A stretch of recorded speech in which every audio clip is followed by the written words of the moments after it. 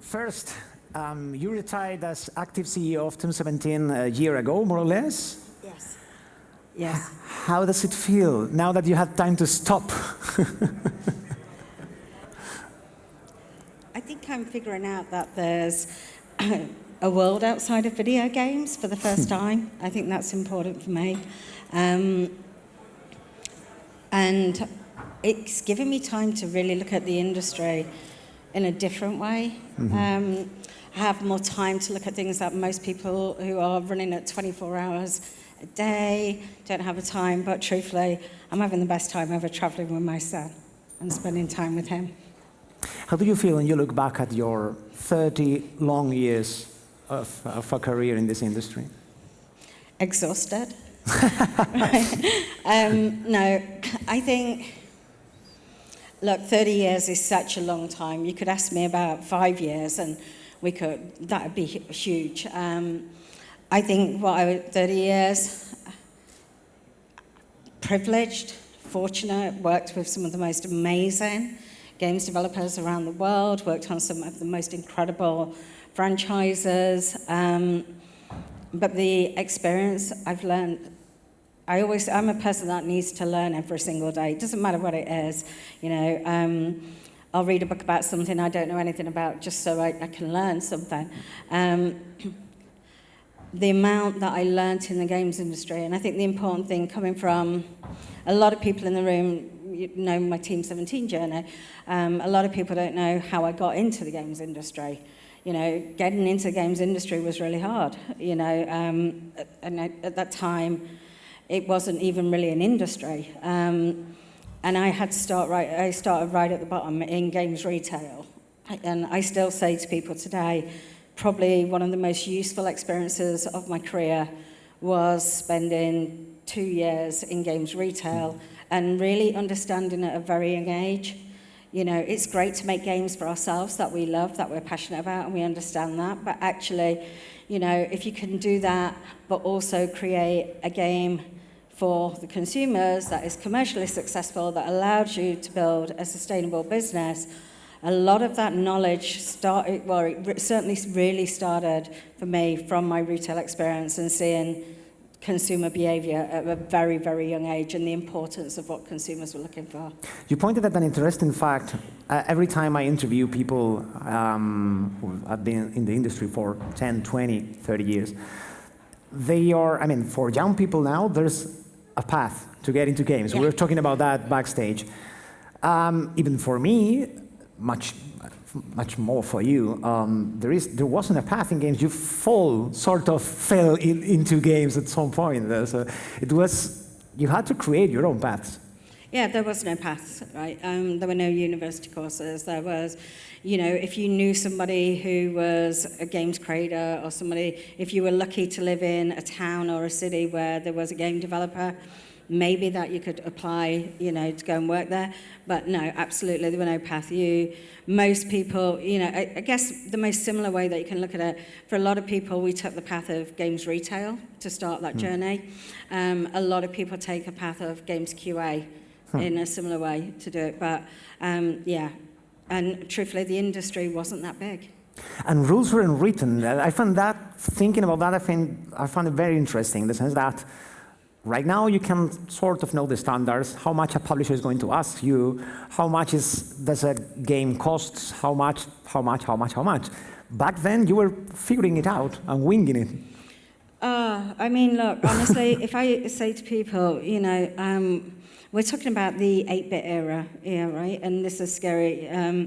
You know, I'm going to tell you, games sold, you know, the euro's not much, you know, pound's pretty bad, but to give you an example, we were making games that you sold for the equivalent of around €3, right? Try and build a sustainable business on those. And it was really only when you know, and that was the early home computer 8-bit Spectrums, you know, Commodore 64s.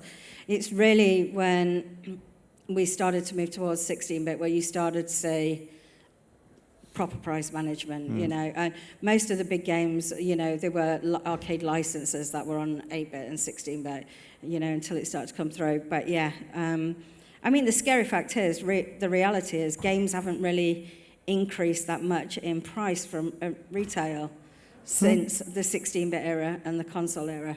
I mean, I can't speak from everybody, but I was importing a lot of Japanese console games, and I was paying up to £80 for, you know, some of those console games back then, in the 80s. Yeah. I want to talk a little bit about the Commodore Amiga 500 era, because it was my childhood computer. So for me, the Team17 logo was a staple of my childhood somehow, and also a seal of quality. Team17 was, I don't know if the most, but one of the most important publishers back then, one of the most important seals for the computer. What was the highlight of that era for you? Look, I think, first of all, we were absolutely passionate about the Amiga market, right? The Amiga home computer. Shareware, I don't know. I'll ask a question. I don't expect many answers, but can anybody in the audience remember 17-bit software, the public domain shareware company that we had, right? And so, right, so that gives you an example, right? So we were already making and working with a lot of talent and a lot of people all across Europe creating public domain shareware software for the Amiga market before we became a games company. But we were absolutely passionate about the Amiga home computer and pushing the limits and working, truthfully, with some of the absolute brightest talent that was available at that time. And some of those people have gone on to create incredible things in the games industry, as working with a lot of the big technology companies. But it was about pushing it to the limits. But we were hugely popular about it. But what we were really doing, and I was talking to somebody earlier today who, had grown up playing our games, and, at that time, we were huge arcade fans. Our first office, to give you an example, was above a small arcade, right? So where we all went. We got paid and we spent our money in the arcades. And a lot of those early games like Alien Breed, heavily influenced by a lot of great arcade games, Body Blows, Super Frog, and all of those titles. But to your point, at one point, it's scary when you think about how much we dominated that market. And none of us were over the age, I don't think, of about 23 years old, right, at that time, apart from the finance person who backed. But we were looking at it in such a way where we had absolutely no fear whatsoever. We never ever thought that we would fail at anything. Every game that we released was number 1 or number 2 in the charts. We had, I think at one point, 52% market share of the Amiga market with the titles that we were working on. And some of the people that we were working with, not many of those companies are around today, sadly, but incredible talent and studios. It's amazing the kind of things you can do when you don't know they are impossible to do. The boldness of youngs. I think my whole journey, I believe anybody can achieve anything if they really believe and aim high and focus on it, And I think, yes, we know a lot of people who are young feel failure isn't possible. But I honestly say the difference between success and failure is, trust me, some of the most successful people in the world have failed so many times. The difference is when they fail, they get back up and try again. And that's what makes them different. But we honestly didn't believe that we would fail, and we didn't. Like I said to you, 52% market share was crazy. Absolutely crazy. Team17 had an interesting approach for that era, being at the same time the developer and publishing third-party software. Wasn't that common? Well, we also own the biggest games retailer in the UK as well. I won indie retailer of the year at 18 years old, right? We owned a retail chain of around 24 shops that, I think it was GameStop or Game that bought them off us back in those days, and that formed the start of that journey for that company. So we had an incredible understanding of retail, and we had that incredible experience of talent, And, when we just brought it all together. But publishing third parties, what you've got to remember back then, how many publishers were there? Maybe 5, 10, 5 big ones and maybe 5 medium ones, and that was 10 it. would be aiming high, probably 5. Yeah. And, there was no PC market. It was what I always remind people and say, there was no PC market in Europe. It was tiny, A tiny one in Germany, but nothing else. It was predominantly the ST and Amiga were that market. And so then we became very good friends with people over in the States, and hence Epic, we started working with those guys, and I was saying to somebody, we launched Silverball for them, Just Jackrabbit for them, and it was more actually, we'd never thought about it as being a publisher, we were just helping our friends out. Because when you created Team17, it was actually by merging the publishing side of things with a development company, right? To acquire or to get the expertise, the creative expertise that you were lacking. Yeah, what we did, so 3 of us founded the company, and we came from different areas in the business that we had. So the retail chain that we had, so from sales, marketing, commercial, all of that side, I came over from that side. Martin was working at 17-bit software on the public domain shareware side. He came over to that, and there's always a money person, right? When you're young, you always need money from somebody, and so he was the money person there as well. But Team17, ironically, their birthday's tomorrow. Oh,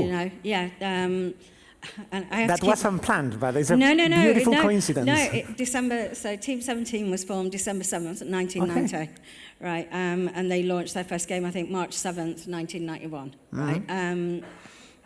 And it was really bringing like-minded skill sets together and just a couple of kids that had a dream, right? And wanted to build something.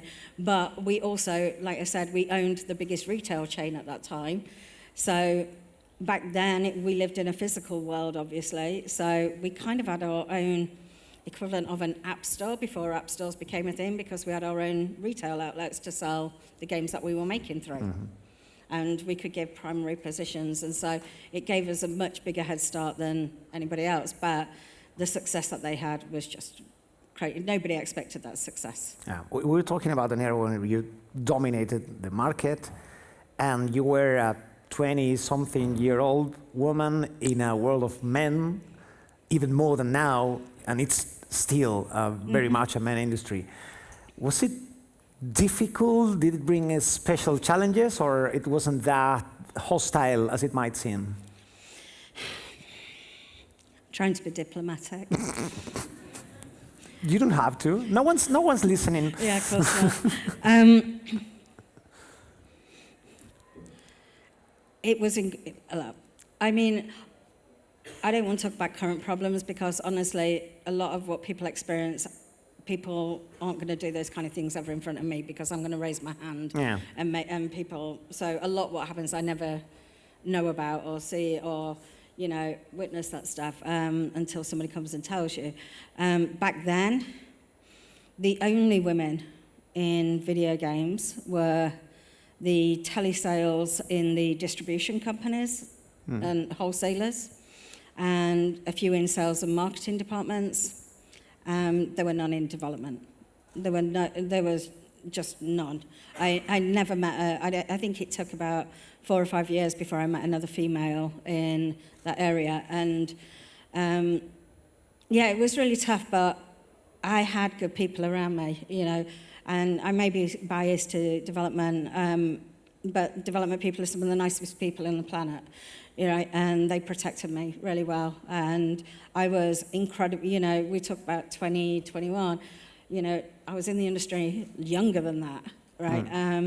And when we were at events, they kept a very close eye on me and made sure I was looked after well. But I also, and we shouldn't have to do this, but you learn very fast how to get yourself out of situations and not put yourself in vulnerable situations. I think the hardest thing for me back then was, you didn't have a role model, at that time. I think the closest I had, there was one woman who was doing a little bit at a company called Gremlin Software. But she was more over in the sales and marketing side. And I looked up to her. I remember at the time thinking, she's inspiring me. And again, she took me under her wing. And I just think the industry was a lot smaller, and people genuinely really looked out for me carefully.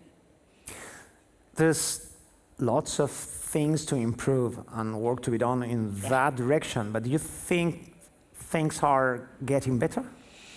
I think are they getting better? I think we should never stop talking about it, because the day we stop talking about it it won't get better, right? And if we ever feel that we've all done enough, then we failed, because we can always do more. I hear horror stories from people, and I can't believe some of those things still happen in this industry. And I think it's not just this industry. I think we have to be truthful. This is in many industries, and we all are every single one of us is responsible to make it better. I think it is better in some ways, but then in other ways, I think there are lots more occasions for things to happen. A lot of events go off. There's far more events. We only had maybe 3 or 4 events a year back then. ECTS, E3, were pretty much, not even E3, it was before CES, which was before E3. And I just think we all everybody has a duty of responsibility to do what we can in our industry and to look out for people. They often don't realize that they may be in a vulnerable situation, but I do think it's a lot better than what it was. But I don't think, like I said at the start, we can all be doing a lot better. And I mean, every one of us can. We can all be doing better. We've never done enough, as far as I'm concerned. I want to go back to the story of Team17 and the Amiga. At some point, you were dominating the market, and then at some point, the Amiga started to go into the sunset. It was a bad day. How does it feel to be on top of the world and suddenly you see the world around you collapsing? Horrible. Just so people know, Team17 obviously have a very strong, people have grown up with Team17 games at various points all around the world. Team17 have a very strong name in Poland for some reason. And I got to the bottom of it. Commodore dumped, they put a lot of these, when they were going through difficulties, they put a lot of stock into Poland and a few other regions. So they were very heavily Amiga markets, where they were never Amiga markets at that time. It changed our life, completely changed our life overnight. It's the equivalent of, imagine Steam closing down tomorrow morning as an indie developer. I would be out of a job if that happens. That's what it was like, right? We only made Amiga games. We'd made a couple of PC games, but we were all about the Amiga market. And we had to pivot very fast, and we had to move very quickly. And we did. We started to port the fastest way, porting some of those iconic Amiga games over to PC, and starting to build that up. But we had to move very, very fast. Then Worms kind of saved the company's life. It did. It did. It came, Alien Breed was still quite large, but yes, I would say it certainly took the company from that Amiga world to become a more platform agnostic name. Yeah. I wonder, from your point of view, then suddenly some guy or some person comes to you and say, hey, we're gonna make a game about worms, and you're like, okay. They're carrying a bazooka and throwing exploding ships, and you're, okay. And then there will be a holy grenade making a joke about the Monty Python, but it will sell well in Spain and Italy. Don't worry about that. I mean, how was that conversation? Do you want the story of how Worms happened? Please. Can't be shared outside this room. It's just the two of us. Yeah. Okay. Worms was the original idea and creator was a guy called Andy Davidson. He was 17 years old. Okay. Right. And The first version of Worms he ever created was on a calculator, right? And the reason why he did it was for him and his friends. And I don't know what the education system is over here, but he was in like the equivalent of sixth form in the UK, which is like high school in America, right? And he was bored, so they made a game to entertain themselves. And on the weekend, he worked in a games retail shop. And so he started to take it from the calculator version and started to write it. And he was using Blitz Basic, an Amiga software language, right? And he'd get the customers in the shop on the weekend to test his game for him at 16. And he was an Amiga fan. And so what he did, he made the game in Blitz Basic. He entered it into a competition, and I don't know if you all know this, but he entered it into a competition with Amiga Format, which was the biggest Amiga magazine at that time, and it didn't win. Didn't win. So he went to, there used to be a show in the UK called ECTS, a really popular show. You know, I would almost say it was like, probably as high profile as what Gamescom is, but a UK event, where quite international. And so he did what many Indians are doing today even, right? He took his demo disc along to a show, and Team17 were one of his favorite publishers of games and people. And he basically just walked up to the stand, and we were stood there. And he said, I've got this game, I'd like you to look at it and play it. And we're getting the stand ready for an event. But because we weren't fully open at that point, fine, let's put it on and we'll have a look at it now. And he puts this game on, and I never forget it. And again, I'm not sure everybody will get the joke here, but the stand next to us had a game called Rise of the Robots on it, which was like, I think, 3D visual. It was the first thing. It was the game everybody was talking about from a visual appeal. And we've got this 17-year-old kid who's just put this game on in front of us where you could hardly even see the characters on screen. Right? Visually, absolutely nothing to look at. Absolutely nothing. And we started playing it, and then we got it. And, you know, when people talk to me about great games, I always say it's really simple. It's 100% gameplay first. Yeah. Right? When you look for great games, 100% gameplay first. And this was a game that was all about gameplay. And we looked at it on the stand, fell in love with it, told him that we were really interested, took his details, kept a build, because we loved it.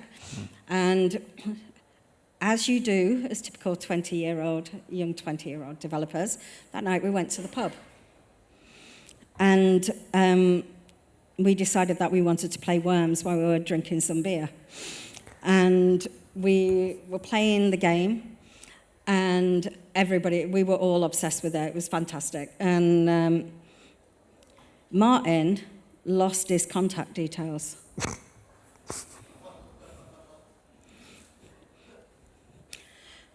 That's how you hire a detective, right? To find So we actually almost never did have Worms, right?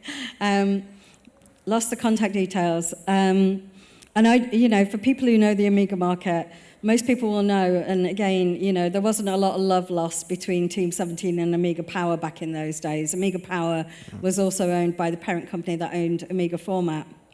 But we knew the editor and a few of those people really well. So we had to call Amiga Format. And so that game that didn't win your competition, you've got all his contact details. And we had to beg them to give us his contact details so that we could then get in touch with him. And so that's how Worms happened. But if you think as Europeans have a problem understanding Worms, you want to try and get the Americans to understand it, or the Japanese. They're crazy about the game, yeah. The American, the gamers really understood the game. But, people who've played Worms, can you remember those wonderful FMV sequences that we put in? we had to put them in. We didn't have a choice, and the guy, Chris Blythe, is, an absolute genius. And, the guy, there was two of them who worked on it. One of them, they both went to Hollywood and, one worked on The Last Top Gun and, one worked on Titanic. They're phenomenal in Hollywood now. But we had to make those FMV sequences because, truthfully, when you put the game on to show anybody, it didn't look great. And people who weren't game players just saw this game that didn't look great. It's a couple of pixels on a screen moving around. And so we made the FMV comedy sequences, so whenever we showed it to somebody, we could put that on first and impress them and make them believe we had something that were really flash and brilliant. And then we just made sure they played the game with us. And Worms was one that, great game, like I say, great gameplay, but also it's that one more go. And one man up ship, that's really what it is. I think one of the key of Worm's success was it was a great generator of stories with your friends. I played a lot when I was a kid, but then when I was in college, we found a PlayStation 1 right at the side of a dumpster, and we found also a Worms game. So we played with all my flatmates after dinner. We played a game every single day to see who would wash the dishes. So that's the kind of role the game played in lots of people's lives. But it was also, we were also discussing background that the game was kind of a blessing and a curse because at some point you couldn't do anything else. Yeah. So, and again, this is something I always try to explain to people. One of the hard things when you have, so we'd had success before, right? So, put it in perspective, not huge numbers, but Alien Breed, 500,000 units on Amiga. These were good numbers for the Amiga market. Crazily good, yeah. But we never had that overnight multi-million unit selling title. And just to put it in perspective, Worms was featured more than double the amount of media impressions than Tomb Raider at that time, right? It was everywhere that you could look. We didn't know how to manage success. We were a bunch of kids. We didn't go to business school. Nobody told us, when you make that money, you look after that money and don't be silly. We thought, hey, we know everything now. We're geniuses. So we made I could write a book on what not to do when you're successful from our time. That's how scary it is. And we talked earlier at the start about working with all the games that we were publishing on the Amiga market and the partners that we're working with. To give you an idea, we launched something like 40 games before Worms came out, right? Not many people realize that.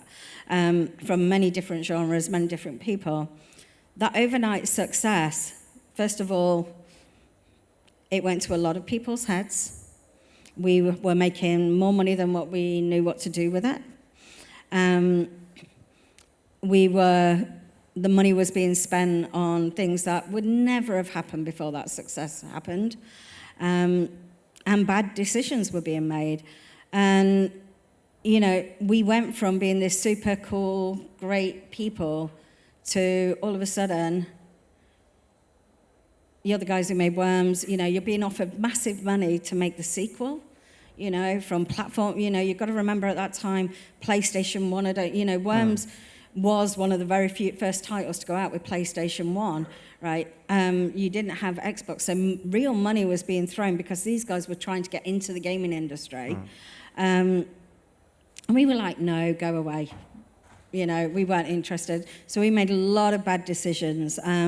But also, can I just say, probably, and I always say, it's okay when you make mistakes. It's absolutely fine, because this is where we learn so much. And the learnings that we learned at that time have honestly helped me all the way through my career. And even later on to the games label, it helps me with people who do have overnight success just to say, just breathe, just calm down, don't go being silly. But I think what was really hard on Worms is we went from being this cool developer / publisher, as you would say, to pretty much a developer. And every time we knocked on a door, nobody wanted to work on anything else but Worms. Every publisher, you know, we walked in, we've got this title, we want to make this title, and they're like, yeah, but what about the next Worms game? Because it's absolute guaranteed, 100% risk-free for them. And that became very hard. And, you know, and honestly, it derailed the company for, I would say, over a decade. You know, really derailed us. And, you know, and Team17 became those people who make Worms. We didn't even create Worms. Andy Davidson created Worms, right? Let's give respect to the creators. You know, and Andy's, you know, we've looked after him all of his career as well. But, yeah, we learned some pretty incredible, painful lessons over that time. Was that typecasting what kind of pushed you to be a pioneer in self-distribution and self-publishing? Again, you had to create your own paths. Absolutely. I think what was really heartbreaking for me between 2002, I think, and 2008, a lot of my friends' studios had been acquired. You know, there was an acquisition spree that was going on, and a lot of really great, iconic studios had been hired. And, you know, one of them had been hired and then shut down 16 months later by a publisher. And I'm watching all these great companies closing. That sounds familiar this year. Yeah, well, maybe this is, again, to share some of those lessons. It was really, really hard. And none of the publishers were taking risks. And again, just put some things in perspective. Remember, we were in totally, excluding mobile, a fully retail world for most of this journey. And, you know, I mentioned today, and as long as I don't mention the title, I can share the amount for you. So one of the Worms games, as an example, you know, just for the cost of goods, the cost of it was around 20 million. It was impossible to self-publish or publish your own games back then, right? 20 million is just for the cost of goods, irrelevant of marketing or even making a game.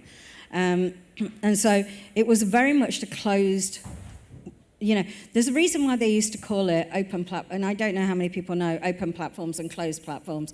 Open platforms, we know why, because anybody can release title. Consoles were all closed platforms, right? Developers couldn't just say, I'm making a game on that platform. Yeah, there wasn't a phone you can call to or there was none of that, right? So you had to have a publisher to do some of this stuff. But it was really, really painful. So I saw a lot of my friends businesses were closing down. And honestly, I was really, you know, how many Worms games can you make, right? Truthfully. Yeah. It was incredibly frustrating. And I think, you know, usually there's a light bulb moment that goes off in your life when you make a major decision. And for me, that light bulb moment was my son was born, right? A lot of people don't know I have 2 children. My daughter, ironically, was born 2 months after Worms 1 launched. So all through Worms development, I was pregnant working. Back then, there were no such thing as maternity leave. I had 2 weeks off, right? So when my son was born, I was like, okay, I'm going to take some more time off, you know, and I'm going to ask for more time because I was just a minority shareholder at that point. And they'd agreed that I could have 6 months off. And after a couple of months, they called me up because they were getting into financial difficulties. And I'm like, how? You know, I made sure this wasn't going to happen, but products had slipped and things gone wrong. And I had to go back, and I thought, I can't live this way. And the business wasn't going forward. And truthfully, somebody had to, for me, it was one or two things. One, I was either going to leave completely, or I had to step up, you know, and be responsible. At that, you know, they had 75, 80 people at that time. And that's when I stepped forward. And the major shareholder wanted to retire. He didn't want to be in video games anymore. And Martin, my minor shareholder, he wanted to go into mobile free-to-play. No way I was going into mobile free-to-play at that stage. I, you know, didn't want to go anywhere near free-to-play and monetization. It didn't fit who we were at all. And so that's when it led to me doing the management buyout of both of those. And again, it came down to how do you make a business sustainable? And I would imagine for every developer who's here today, the biggest worry that they have is financing their teams and funding their teams. That was exactly that too. And that was the point where I did the management buyout. And you would think that was the day I went home, and I was quite happy. I went home, I didn't. I went home, and I felt like I'd got the world on my shoulders. I'm now responsible for all of these people, and not just these people, but their families, their children, because it's their paychecks that's covering that. And it was, okay, I've got to get this business back to profit fast. And so that was my key part of the journey before I went off on the rest, but feel free to jump in. Then Xbox Live and Steam comes up, and it's a whole new world. Team17 is back on business. You go back to it says like a second golden age for you, or what happened back then. Actually, one of the, I don't know if the friends of the Game Kitchen are around, but one of the big games you've published in Team17 in the last few years, one of the main successes of the publisher, is also one of the biggest successes of the games industry. Now it's, again, a staple of games. That's how's the roller coaster? How's your stomach going? It's always a roller coaster. I mean, honestly, if anybody tells you, as long as you work in this industry, I promise you, it is always going to be a roller coaster. Get used to that, right? Don't expect anything different. But, you know, enjoy the highs and take a deep breath when you come down, right? And just remember to get back up. So yeah, I mean, look, Xbox Live Arcade was really, really cool. But a lot of people probably don't know, we were the first people that Sony trusted to bring, to do a digital download game in the West, right? And they asked us to do Lemmings for them, right? So we were the first people in the West that they trusted to do that.